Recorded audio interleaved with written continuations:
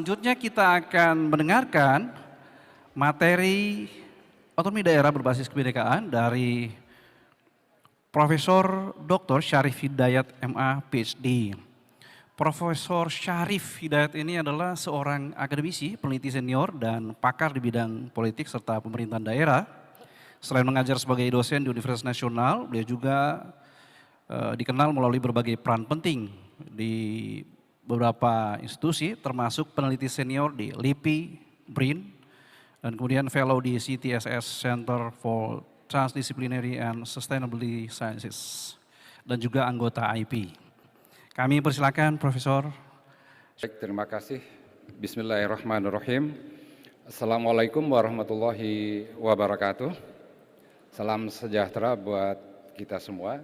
Nah, sebelum saya memulai presentasi ini, izinkan saya mengucapkan terima kasih kepada Pak Siswanto dan juga Bu Irma, Pak Safrizal yang sudah menginisiasi acara ini dan mengangkat tema kita pada hari ini, otonomi daerah berbasis kebinekaan. Itu berawal dari tulisan saya di Opini Kompas pada beberapa bulan yang lalu. Nah, kemudian mereka menginisiasi ini untuk diangkat ke dalam sebuah seminar pada hari ini. Nah, oleh karenanya juga apresiasi dan rasa terima kasih yang mendalam kepada Profesor Joherman Shah Johan, yang tentunya kita tidak asing lagi dan tidak kita ragukan lagi kepakaran beliau dalam bidang otonomi daerah sebagai akademisi dan juga mantan Dirjen Opda. Nah, ini kira-kira judulnya adalah desentralisasi dalam negara kesatuan dan relevansi otonomi daerah berbasis kebinekaan. Nah, pada kesempatan ini sebenarnya saya juga akan memanfaatkan momen ini untuk juga kita menyamakan persepsi dalam memahami desentralisasi dan otonomi daerah pada umumnya, dan bagaimana kita juga mendudukkan secara benar tentang bagaimana seharusnya praktek desentralisasi dan otonomi daerah dalam negara kesatuan. Nah, ini yang pertama kita pelajari dulu, pahami dulu esensi desentralisasi dan otonomi daerah. Dalam teori dasar yang disebut dengan state society relation, tujuan kita berdesentralisasi itu untuk menciptakan hubungan timbal balik yang dinamis antara state, yang state itu artinya negara, dan masyarakat. Jadi desentralisasi dan otonomi daerah ini hanya tool yang bisa menghubungkan dua panah itu, sehingga antara negara dan masyarakat bisa terjadi hubungan interaksi yang dinamis. Nah, ketika teori dasar ini diaplikasikan ke dalam konteks desentralisasi dan otonomi daerah, maka kita geser ke gambar yang di sebelah kirinya. Di gambar sebelah kiri itu terlihat bahwa desentralisasi dan otonomi daerah itu mengatur hubungan antara pusat dan daerah. Nah, ini yang harus dipahami Bapak dan Ibu sekalian, bukan pusat dan pemerintah daerah. Hubungan antara pusat dan daerah. Daerah itu di dalamnya ada pemerintah daerah dan ada masyarakat. Sehingga desentralisasi itu juga diharapkan bisa selain membangun hubungan interaksi yang dinamis antara pemerintah pusat dan daerah, tetapi juga antara pemerintah daerahnya dengan masyarakat di daerah. Kalau dia hanya mengatur hubungan dengan pemerintah daerah saja, maka itu disebut nanti otonomi pemerintah daerah, kayak gitu, bukan otonomi daerah.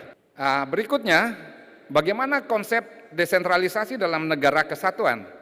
Ini yang membedakan antara desentralisasi dan otonomi daerah dalam negara kesatuan dibandingkan dengan dalam negara federal. Kalau di dalam negara federal seperti yang dilihat di bagian atas itu, prinsip desentralisasinya, pembagian kewenangan antara pusat dan daerahnya itu berprinsip pada apa yang disebut dengan separation of power, pemisahan kekuasaan. Nah, oleh karena itu maka otonomi daerahnya hanya satu, otonomi penuh. Mengapa pemisahan kekuasaan? Karena dalam negara federal pemerintah daerahnya, state, itu sudah lahir lebih dahulu dibanding dengan pemerintah pusat. Dan kewenangan yang diberikan kepada pemerintah federal itu adalah kewenangan yang diberikan oleh state, pemerintah daerah. Jadi artinya pemerintah pusat dibentuk oleh pemerintah daerah. Nah, berbeda dalam negara kesatuan. dalam negara kesatuan prinsipnya itu bukan separation, bukan pemisahan, tetapi adalah sharing of power, berbagi kewenangan. Nah, mengapa demikian? Karena dalam negara kesatuan terbalik, pemerintah pusatnya lahir duluan, baru kemudian pemerintah pusat membentuk pemerintah daerah. Dengan demikian artinya apa? Kewenangan itu bukan ada di pemerintah daerah, kewenangan di negara bagian seperti di negara federal, tetapi kewenangan itu adanya di pemerintah pusat sebagai orang tua. Baru ke pemerintah pusat membentuk daerah dan meng-sharing kewenangannya. Nah, disinilah prinsip ketunggal ikaan. Arti kata ketunggal ikaan dalam desentralisasi itu artinya apa? Karena kewenangan dalam negara kesatuan itu dimiliki oleh pemerintah pusat. Baru kemudian pemerintah pusat membagi kewenangannya ini kepada anaknya, provinsi kabupaten, melalui azas desentralisasi. Nah, ini namanya sharing of power. Tetapi di dalam negara kesatuan, sharing of power ini tidak boleh seragam. Dia mengenal ini otonominya ada 3 itu. Ada otonomi penuh, otonomi terbatas, otonomi khusus. 3 model otonomi inilah yang kemudian disebut asimetris desentralisasi. Inilah yang kemudian prinsip kebenekaan dalam negara kesatuan. Ketunggal ikaannya dia sharing of power, kewenangan milik pemerintah pusat, tetapi kebenekaannya, kewenangan yang dimiliki oleh pusat ini dibagi kepada daerah dalam bentuk asimetris. Nah, disinilah bagaimana kemudian Bhinneka Tunggal Ika itu menjadi satu dalam konteks desentralisasi. Nah, kemudian hal lain yang juga perlu dipahami, karena ini juga bagian dari kuliah umum, bahwa dalam perkembangan tata kelola pemerintahan, governance, nah ini sejauh ini dari pusat sampai daerah, ini sekaligus kritik saya, mainstream di Indonesia itu masih selalu good governance. Reformasi semua for good governance. Untuk diketahui good governance ini sudah dikritik dari akhir tahun 80 karena kegagalannya di berbagai negara. Tapi di Indonesia ironisnya ini menjadi mainstream sampai dengan hari ini. Nah, ini kita ajak untuk berpikir ulang. Apa yang terjadi sekarang? Sekarang sudah menuju kepada apa yang disebut dengan the new way thinking of governance. Jadi kelompok-kelompok ini sudah mulai mengkritik good governance itu dengan segala kelemahannya dan sudah mulai mengembangkan perspektif baru namanya the new way thinking of governance. Dalam the new way thinking of governance ini, lihat yang paling bawah itu, pemerintahan itu tidak hanya mengatur pemerintah formal saja, tetapi juga mengatur hubungan dengan pihak masyarakat. Sehingga dalam new way thinking of governance ini, tata kelola governance itu dibagi 3. Governance to governance, governance to business, masyarakat ekonomi, dan governance to society. Jadi tidak sesimpel good governance itu lagi. Nah, ini yang perlu kita pahami. Nah, varian-varian dari the new way thinking of governance ini kita bisa nanti ikuti. Misalnya ada sekarang konsep good corporate governance, GCC. Itu ada sumbernya juga dari OECD. Nah, ini juga bagian dari cabang varian dari new way thinking of governance. Kemudian sekarang dikenal ada istilah baru juga dynamic governance. Dynamic governance juga merupakan varian dari aliran baru ini yang disebut the new way thinking of governance.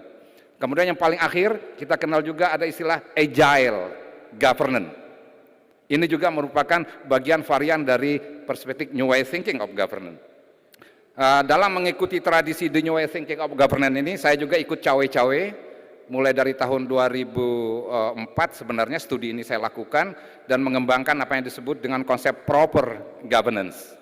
Nah, berdasarkan tradisi the new way thinking of governance, saya kembangkan konsep proper governance ini, dan ini juga yang diadvokasi. Seharusnya kita juga sudah mulai bergeser dari desentralisasi untuk good governance ke arah desentralisasi menuju apa yang disebut dengan proper governance. Nanti Prof. Jo kelihatannya akan membahas ini lebih dalam ini ketika melihat dilematis. Apa yang disebut proper governance ini bedanya dengan singkatnya saja dengan good governance.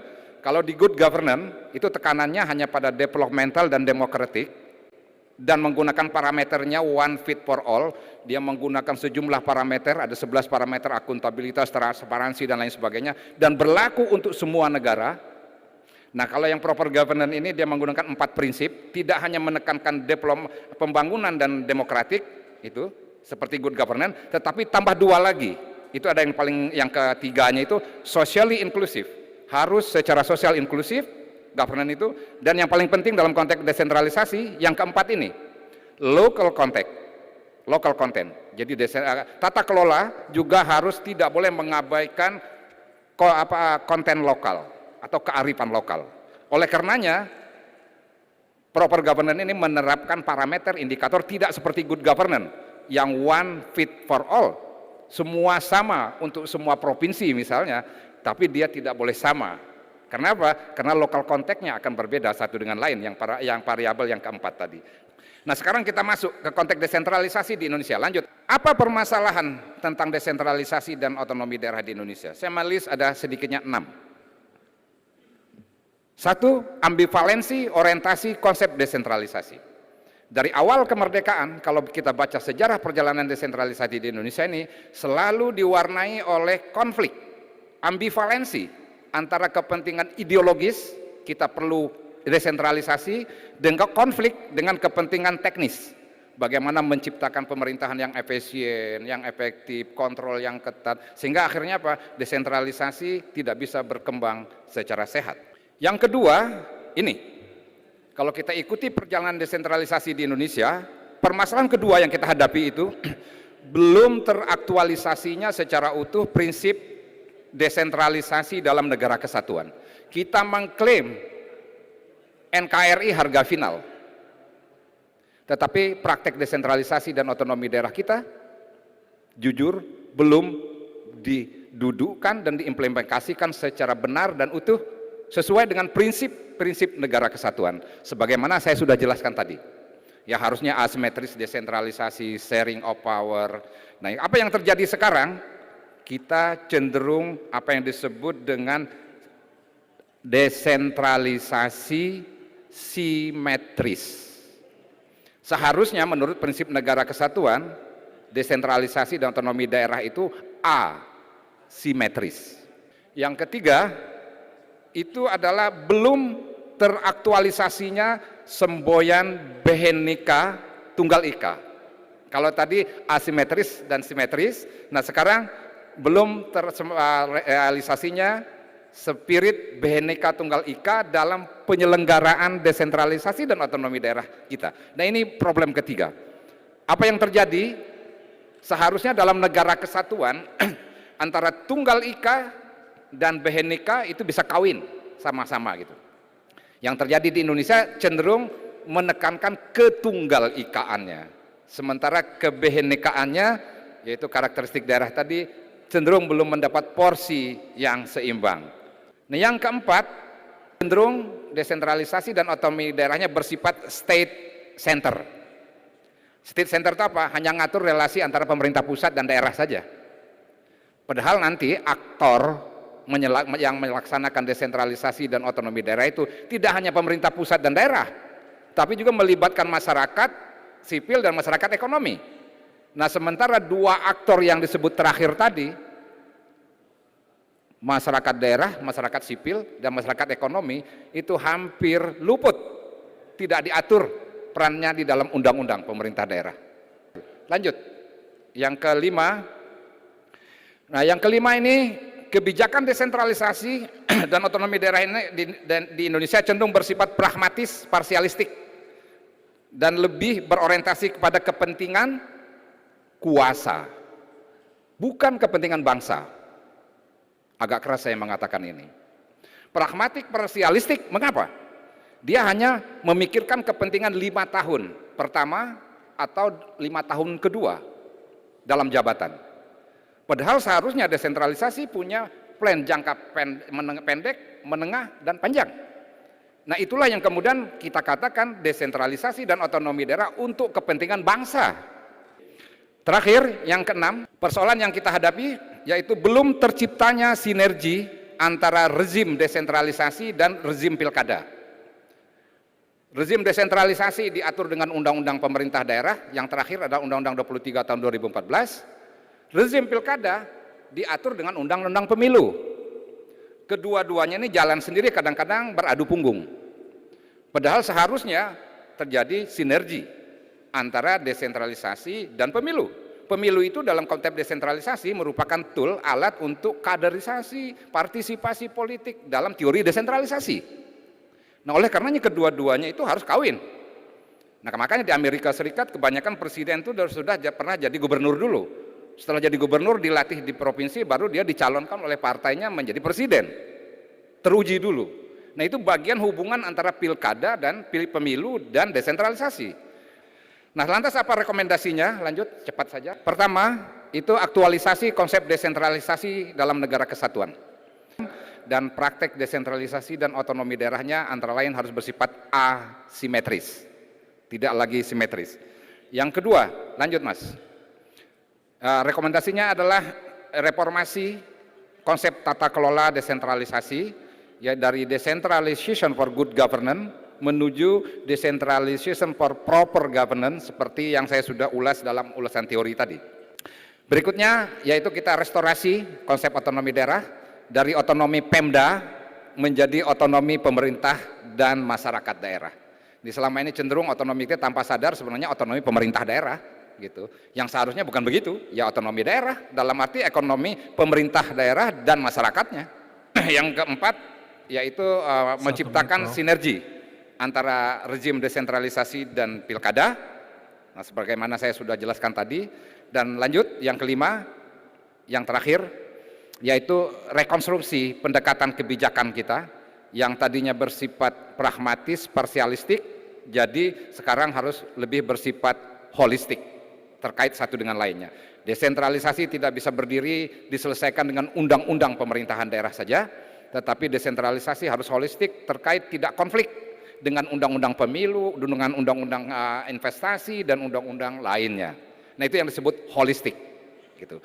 Saya kira itu sementara dari saya Pak Moderator. Terima kasih, semoga bermanfaat. Wassalamualaikum warahmatullahi wabarakatuh. Terima kasih Profesor, menarik sekali, tajam dan kritis ya. Kita telah mendapatkan perspektif akademik dari Prof. Syarif Hidayat mengenai perjalanan dan evaluasi desentralisasi Indonesia, otonomi daerah berbasis kebinekaan.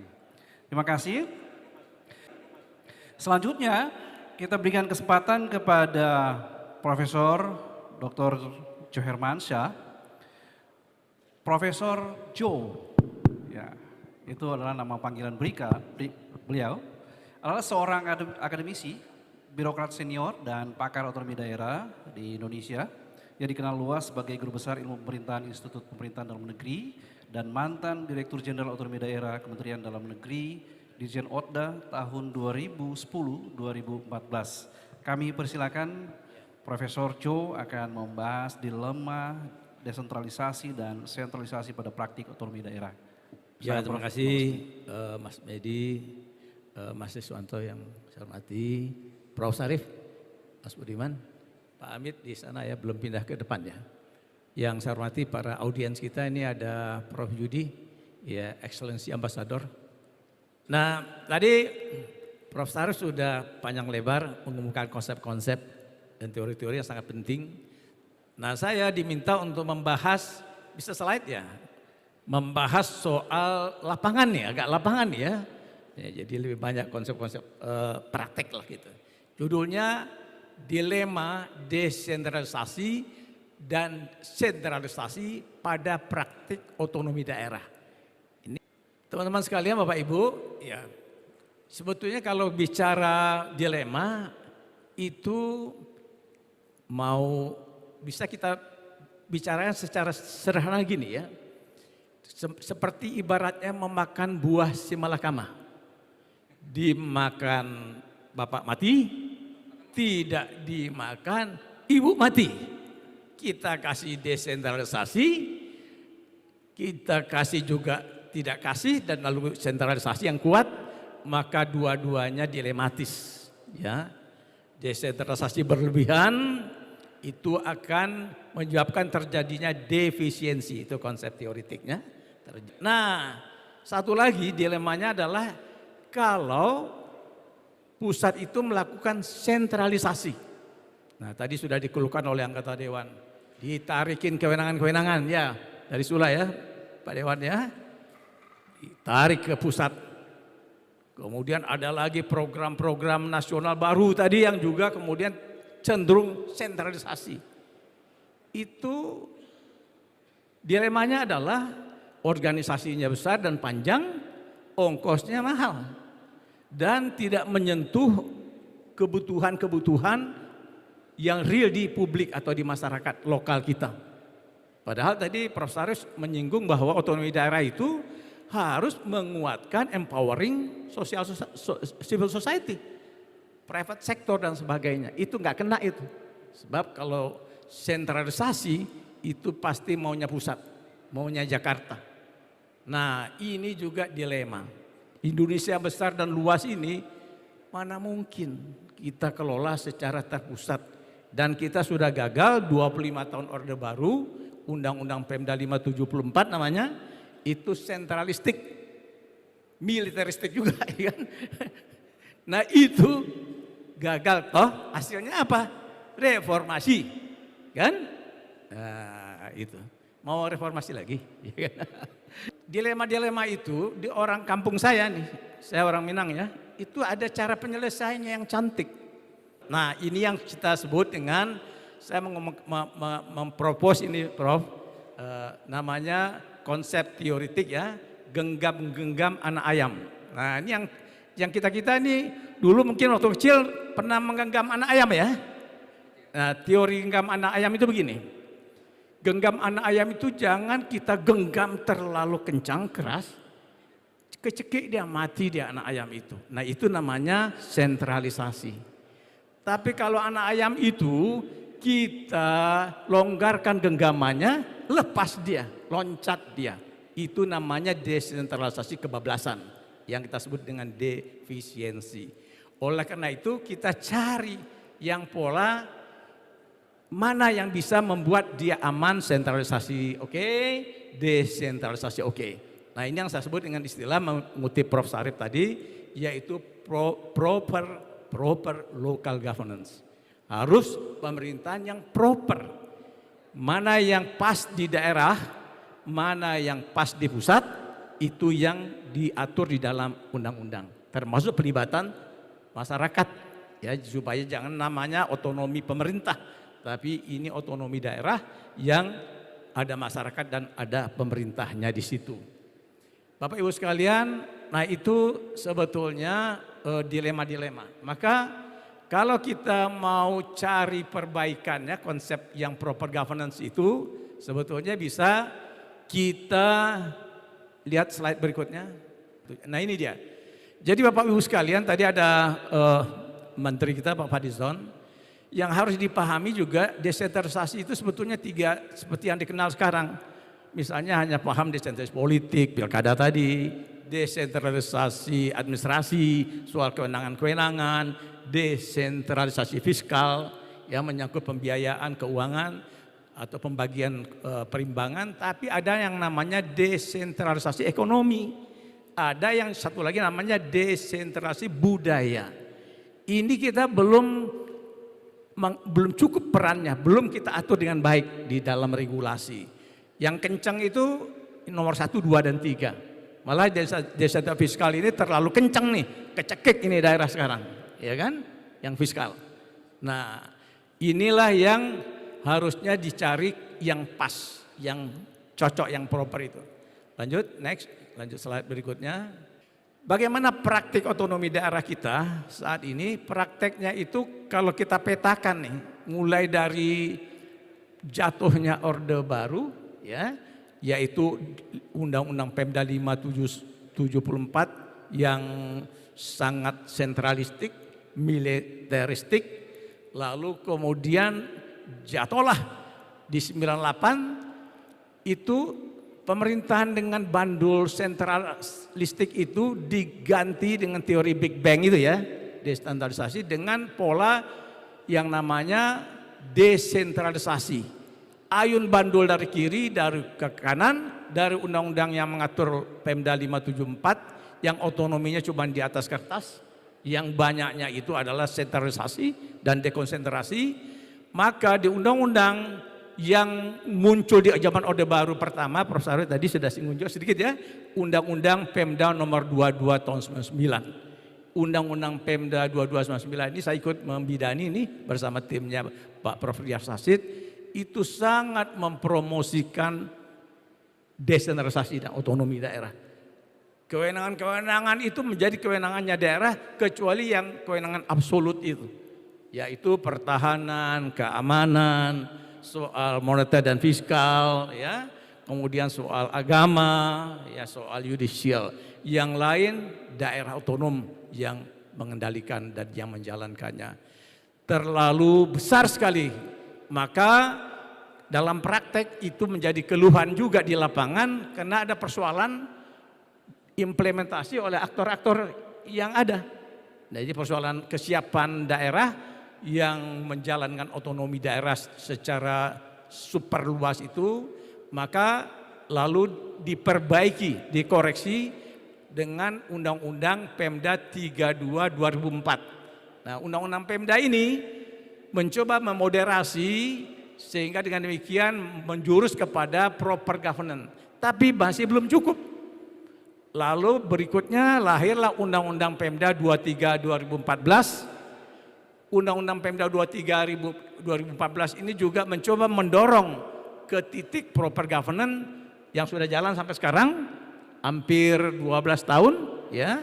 Dan undang-undang ini juga ternyata sesuai dengan perkembangan banyak bolong-bolongnya, banyak trouble-troublenya. Di tengah jalan kebijakan-kebijakan pemerintahan baru yang muncul seperti Undang-Undang Minerba tadi. Nah, itu yang muncul, tiba-tiba Undang-Undang Minerba muncul. Ya, ada segudang undang-undang sektoral yang hadir yang mengabaikan Undang-Undang Pemda itu. Sehingga dengan demikian kehilangan rohnya, kewenangan itu dipreteli dan digerogoti, daerah menjadi powerless lah ya dalam segi kewenangannya itu berkurang sekali. Ini menjadi keluhan dan ini tidak boleh kita lanjutkan. Jadi pola sentralisasi ini kalau kita lanjutkan, saya khawatirnya menimbulkan instabilitas, ketidakstabilan daerah. Nah, itu yang kita lihat bahwa harus ada perbaikan signifikan serius supaya masuk nih konsep proper governance dan penataan Undang-Undang 23. Cuman memang kepala-kepala daerah harus suara. Oke, terakhir ya Pak Moderator, terakhir slide berikutnya, next. Ya, ini dalam masalah implementasi ini saya memetakan ada 8 masalahnya. Satu, ledakan DOB yang tiba-tiba DOB kita dari cuman 300-an jadi 500-an, tidak terurus dengan bagus pengelolaannya. Kemudian penarikan kewenangan yang masif, resentralisasi terutama dalam era Presiden Joko Widodo, lanjut juga dengan Pak Prabowo sekarang. Kemudian ketidakmandirian atau ketidakadilan fiskal, ini juga menjadi persoalan. Di samping itu soal netralitas ASN ini terkait dengan pilkada, lalu kontrol berlebihan terhadap pembuat produk hukum daerah. Jadi apa-apa kan nggak bisa dewan langsung ketok palu, ya harus pergi dulu konsultasi. Kayak punya kanwil itu dewan itu kanwilnya Kemdagri katanya gitu ya. Ya untuk PHD-nya produk hukum daerahnya harus tanya dulu Dagri. Kemudian ada masalah yang terkait dengan korupsi kepala daerah, kita tahu itu serius dan pecah kongsi juga jadi soal. Lalu, nah ini dia fungsi dewan tidak optimal, DPRD. Padahal sama-sama dipilih oleh rakyat, bupati, wali kota, gubernur dipilih oleh rakyat, tapi dewan cuman kebagian urusan-urusan yang tidak memperjuangkan kepentingan rakyat secara nyata gitu ya, nggak terlihat. Nah, maka saya usul nih, tadi saya sudah singgung ke Pak Ketua, Pak Sis, bahwa dewan itu fungsinya tambah satu lagi. Kalau sekarang kan cumanya fungsinya 3. Satu legislasi, yang kedua anggaran, budgeting, yang ketiga pengawasan. Saya usul, kalau bisa masuk di norma, namanya fungsi melayani pemilih atau serving the constituent. Sehingga dengan begitu kita punya posisi yang cukup kuat untuk bisa mendampingi kepala daerah dalam mengurus konstituen. kepala daerah mengurus konstituen dari daerahnya secara keseluruhan, yang kawan-kawan dewan mengurus konstituen juga di dapilnya masing-masing. Dan paling terakhir nih, lanjut. Ini solusinya, ya solusi. Jadi rekomendasi saya nih, Prof. Syarif, ya mungkin hampir sama kita. Ini karena sekarang presidennya suka angka 8, saya juga solusinya 8 juga nih. 8 konsep perbaikan otonomi daerah. Yang pertama konsepnya menata ulang urusan pemerintahan. Nah, saya sepakat dengan Prof. Syarif, otonomi daerah kita itu harus kita perjelas. Satu, ada otonomi daerah untuk daerah yang kuat, itu namanya otonomi luas. Yang kedua, untuk daerah yang otonominya ya lemah, kurang, itu namanya otonomi terbatas. Yang ketiga, untuk daerah khusus namanya otonomi khusus. Nah, sehingga jumlah kewenangan itu tidak diseragamkan 32 urusan. Kalau sekarang kan seragam 32 urusan. Nah, yang kedua, penguatan fiskal daerah. Ini fiskal daerah nggak boleh dibiarkan kayak sekarang. Itu sudah mulai kelihatan jalan-jalan daerah rusak. Ya, sudah mulai. Sebentar lagi jalan desa juga rusak. Ya, karena dana desa udah dipakai untuk bikin koperasi itu. Iya. Lalu yang ketiga, menghadirkan kepemimpinan kepala daerah yang kompeten. Yang kompeten, jangan orang kagak punya kemampuan, nggak cakap, nggak punya pengalaman, nggak ada kompetensi, punyanya duit doang menang dan kemudian jadi kepala daerah. Itu harus kita perbaiki. Yang keempat, penataan manajemen ASN nih, manajemen ASN juga di daerah harus dibetulin. Nggak bisa kayak sekarang ini, ya itu ada perkara macam-macam, absensi palsu misalnya, kan. Lalu keran moratorium pemekaran daerah menurut saya harus dicabut. Ya, harus didorong, dibolehkan, tapi super selektif. Lalu yang kelima, rekomendasi saya, yang keenam, tata ulang pengawasan otonomi daerah. Pengawasan otonomi daerah sekarang ini tidak efektif karena pusat tidak sanggup mengontrol semua daerah otonom. Untuk kabupaten kota dikontrolnya minta tolong ke bupati, ke gubernur sebagai wakil pusat. Sementara gubernur tidak diacuhkan oleh bupati dan wali kota. Gimana mengontrol, mengawasi? Iya kan? Dan yang terakhir, model pilkada kita harus diperbaiki. Tidak bisa kita biarkan terus nih Mas Budiman. Harus model asimetris lah. Ya, misalnya model asimetris, kalau yang daerah tadi otonominya kuat, ya, kewenangannya banyak, ya bolehlah pemilihan langsung itu. Tapi otonomi daerahnya enggak, lemah, ya kan, uangnya juga enggak punya, nah itu namanya pemilihan dewan aja. Itu lagi adalah daerah yang diangkat saja kepala daerahnya, kayak Jakarta ini, wali kota Jakarta, bupati Jakarta kan appointed. Nah, kita belum punya itu pola itu, ya. Jadi ada daerah otonom yang cukup appointed, tidak elected. Itu juga harus kita betulin ke depan. Saya kira itu, saya harus berhenti takut habis waktu. Siap. Terima kasih. Maaf. Assalamualaikum warahmatullahi wabarakatuh. Terima kasih, Prof. Ya, kita telah mendapatkan insight yang sangat menarik dari seorang akademisi maupun praktisi. Jadi ahli soal yang dilematis, pakar dilematis. Terima kasih, Prof.